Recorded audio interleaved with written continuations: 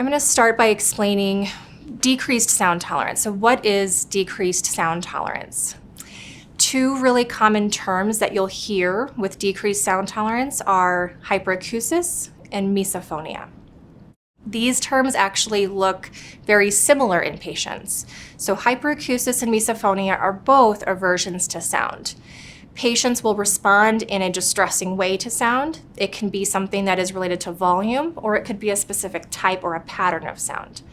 In hyperacusis patients, it really does not matter what the type of sound is. All sounds can become painful or uncomfortable, which is very distressing to patients.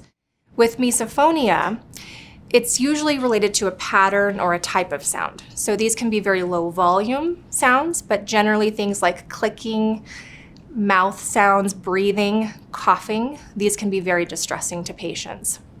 What happens is there's an overactivity of the nervous system. And so when the brain signals and flags a sound as being threatening or problematic, it will naturally activate our body's protective mechanisms. So we see distress coming from the limbic system and the nervous system.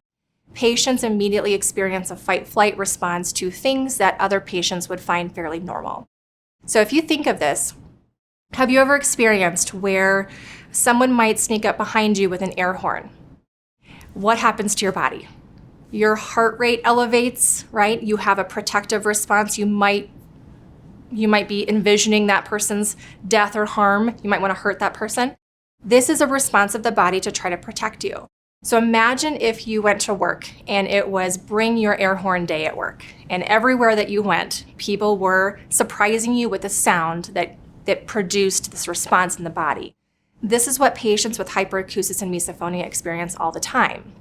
They live in a world where it's almost as if everywhere you turn, there's an air horn, there's nails on a chalkboard, there's a sound that we know is going to cause distress or pain to the system.